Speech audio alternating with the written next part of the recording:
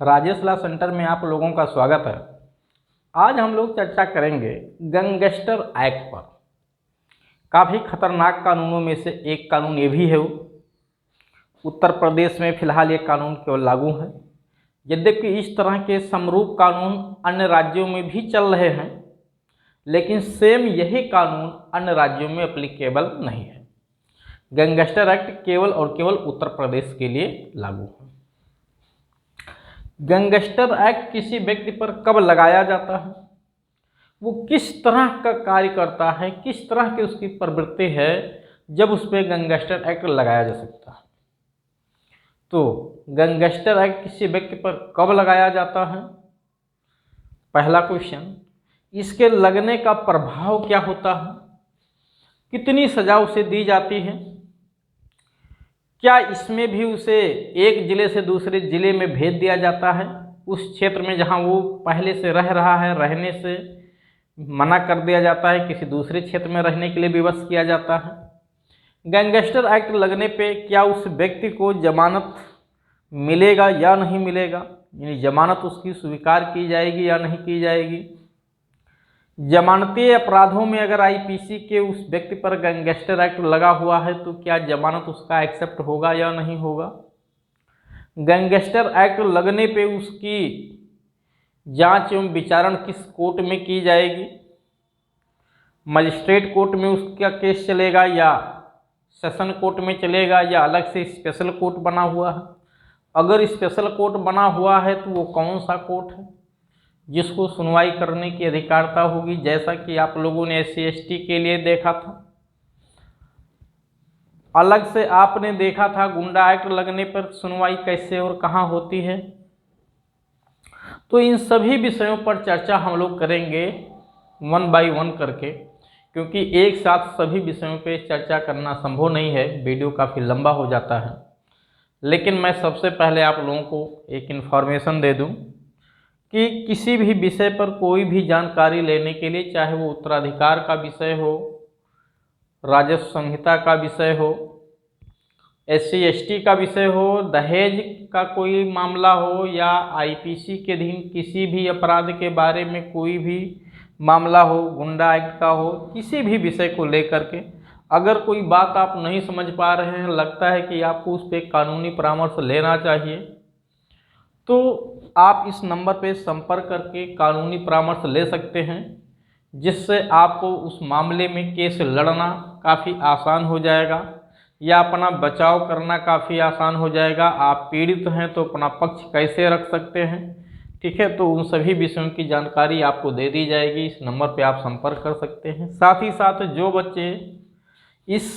Video को देख रहे हैं और वो तैयारी करना चाहते हैं, तैयारी कर रहे हैं कहीं, चाहे न्यायिक सेवा की या सिविल सेवा की, उनके लिए भी काफ़ी महत्वपूर्ण है ये वीडियो, क्योंकि ये सब व्यवहारिक कानून हैं जो लोकल एक्ट के नाम से जाने जाते हैं। इनके बारे में जानकारी रखना, ठीक है, बहुत ज़रूरी है। साथ ही साथ हमारे यहाँ PCSJ APO HGS यानी न्यायिक सेवा की तैयारी भी कराई जाती है। जिस किसी बच्चे को न्यायिक सेवा की तैयारी करनी है या कहीं से कर रहा है लेकिन उसको समझ में चीज़ें नहीं आती हैं, तो आप इस नंबर पे संपर्क करके न्यायिक सेवा की तैयारी कर सकते हैं। हमारे यहाँ ऑनलाइन और ऑफलाइन दोनों प्रकार के क्लास की सुविधा उपलब्ध है। तो हम लोग सबसे पहले इस वीडियो में आप देखेंगे कि गैंगस्टर एक्ट लगता कब है। गैंगस्टर एक्ट व्यवहार में ये शब्द प्रचलन में बहुत है। गैंगस्टर एक्ट का पूरा नाम उत्तर प्रदेश गिरोहबंद एवं समाज विरोधी अधिनियम 1986, इस एक्ट का पूरा नाम है उत्तर प्रदेश गिरोहबंद एवं समाज विरोधी क्रियाकलाप अधिनियम 1986 यानी 1986 का ये कानून है। तो चलिए हम लोग देखते हैं सबसे पहले गैंगस्टर एक्ट कब लगाया जाता है। यद्यपि मैंने गुंडा एक्ट बताते समय आप लोगों को ये बताया था कि गुंडा एक्ट के लगाए जाने के जो ग्राउंड्स हैं लगभग उसमें से 90% ग्राउंड्स गैंगस्टर एक्ट में भी फॉलो होते हैं। सेम वैसे ही है, गुंडा एक्ट लगता है तो उस व्यक्ति को एक स्थान से दूसरे स्थान पे जाने के लिए विवश किया जाता है। यानी गुंडा एक्ट का मेन पर्पज है कि उस व्यक्ति को उस क्षेत्र से बाहर भेज देना, अगर गुंडा एक्ट लगा है तो। गैंगस्टर एक्ट लगता है तो किसी स्थान से दूसरे स्थान पे परिवर्तित नहीं किया जाता है। अगर साथ ही साथ गुंडा एक्ट, गैंगस्टर एक्ट दोनों लग गया है, यद्यपि दोनों लगाया भी जा सकता है, दोनों लगा हुआ है तो क्षेत्र परिवर्तन भी होगा, सजा भी होगा। हाँ, अब अगर जेल में डाल दिया जाएगा तो क्षेत्र परिवर्तन नहीं हो पाएगा। गैंगस्टर एक्ट लगने पे उसको दंडित किया जाता है, उसे जेल भेजा जाता है। कितना सजा उसे दी जाती है ये आगे बताएंगे। पहले गैंगस्टर एक्ट लगता कब है किसी व्यक्ति पर, तो इस पे हम लोग चर्चा करेंगे। यहाँ बताया गया है कोई भी व्यक्ति, उस पर कब लगाया जाता है। हमने हेडिंग डाला है कि जो व्यक्ति लोक व्यवस्था, ठीक है, क्योंकि सरकार की प्राथमिक जिम्मेदारी है to maintain law and order, विधि व्यवस्था को बनाए रखना। अगर कोई व्यक्ति लोक व्यवस्था को अस्त व्यस्त करता है, लोक व्यवस्था के साथ खिलवाड़ करता है, ठीक है, कहीं कोई समूह को भड़का दिया, कोई हिंसा करवा दिया, तो लोक व्यवस्था वहाँ बिगड़ती है, ऐसे व्यक्ति पे गैंगस्टर एक्ट लगाया जा सकता है। अगर आप किसी भीड़ को भड़का देते हैं, किसी भी बात को लेकर, धर्म को, जाति को, नौकरी को, रोजगार को, सरकार के खिलाफ लोग भड़का देते हैं, जिससे वहाँ लोक व्यवस्था भंग हो जाती है,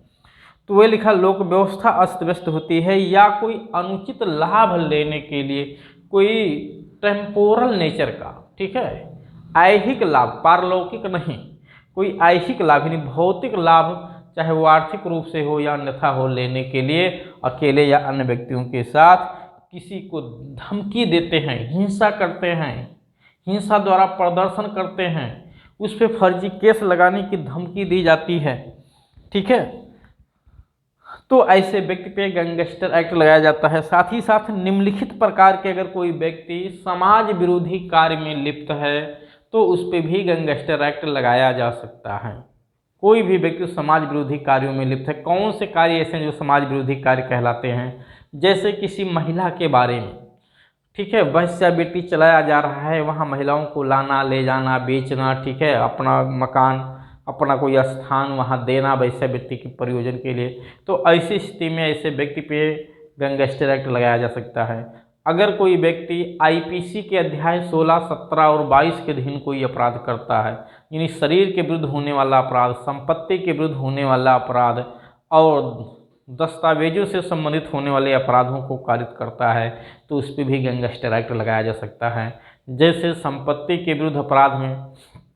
और शरीर के विरुद्ध अपराध में अध्याय 16 और 17 लागू होता है। आईपीसी का अध्याय 16 कहती है अगर किसी व्यक्ति को जीवन को खतरा पैदा किया जाता है, उसको मार दिया जाता है किसी भी तरह से, यानी हत्या कर दी जाती है, आपराधिक मानववध होता है, दुष्प्रेरण किया जाता है हत्या करने के लिए, ठग द्वारा हत्या किया जाता है, ठीक है, गर्भपात कालित किया जाता है, महिला की सहमति या सहमति के बिना मारा पीटा जाता है, तोड़ फोड़ दिया जाता है, हाथ पैर तोड़ दिया जाता है, सर फोड़ दिया जाता है,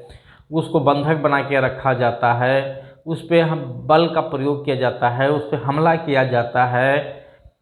ठीक है, तो रेप किया जाता है, अपहरण व्यपहरण कर लिया जाता है फिरौती मांगने के लिए,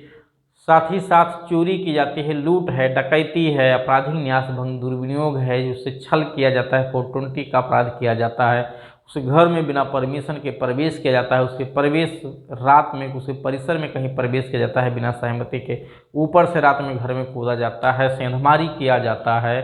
कोई मिथ्या दस्तावेज रचा जाता है, ठीक है, जैसे कोई ये आपका चेक वगैरह है, 10,000 का चेक लिखा है, 1 जीरो बढ़ा के आपने उसको 1 लाख बना दिया, कोई फर्जी दस्तावेज लगा के कहीं पे आपने कोई लाभ प्राप्त कर लिया, तो ऐसे व्यक्तियों पे गैंगस्टर एक्ट लगाया जा सकता है। साथ ही साथ अगर आप मादक द्रव्यों के तहत, ठीक है, जो आबकारी अधिनियम बना हुआ है उसके साथ कोई भी, ठीक है, आप पौधा लगाते हो,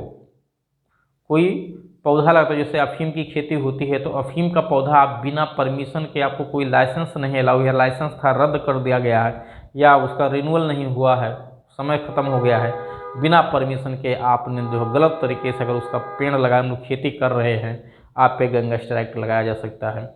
आप उस सामान को, यानी अफीम को, चरस को, गांजा को, भांग को, हीरोइन को, जितनी भी चीज़ें इसमें आती हैं, इन सबको गलत तरीके से अवैध व्यापार करते हैं, लाते हैं, ले जाते हैं, रखे हैं, किसी को देते हैं, यूज करते हैं, ऐसी स्थिति में आप पे गैंगस्टर एक्ट लगाया जा सकता है। साथ ही साथ और भी कुछ प्रावधान हैं जिस पे हम चर्चा करेंगे। इसके साथ जैसे हाँ, फिरौती मांगने के लिए किसी का अपहरण व्यपहरण किया जाना, ठीक है। वायुयान या सार्वजनिक वाहन परिवहन जो जैसे बस ट्रेन के जो रूट हैं उन रूटों में बाधा डालना, ठीक है। रूटों में बाधा डालना, जैसे लोग आप देखिए धरना प्रदर्शन के दौरान रोड जाम कर देते हैं, रेलवे जाम कर देते हैं, ऐसे व्यक्तियों पे बिना परमिशन के अगर करते हैं तो उन पे गैंगस्टर एक्ट लगाया जा सकता है। ध्यान दीजिएगा, रोड जाम करने वाले, ठीक है। लोक सेवक कोई कार्य करने जा रहा है, कहीं किसी मकान को गिराने का आदेश हो गया है, किसी मंदिर को गिराने का आदेश हो गया है, किसी अवैध मस्जिद को गिराने का आदेश हो गया है, और कहीं पे जो है रोड बनाया जा रहा है, माटी बगल से लिया जा रहा है, उसमें बाधा डालते हैं। कहीं कोई डिक्री होने जा रही है, वो कुर्की होने जा रही प्रॉपर्टी को, उसमें बाधा डालते हैं। पुलिस किसी को अरेस्ट करने जा रही है, उसको अरेस्ट होने से रोक रहे हैं, तो ऐसी स्थिति में लोक सेवक के कार्यों में बाधा डालने पे भी, ठीक है, या उसके परिवार के लोगों को धमकी देना कि अगर ये काम आप पदीय हैसियत में किए तो आपको, आपके बच्चों को, आपके परिवार के लोगों को सुरक्षित नहीं रखा जाएगा, तो ऐसे व्यक्तियों पे भी गैंगस्टर एक्ट लगाया जा सकता है। किसी सांप्रदायिक हिंसा में भाग लेना, ठीक है,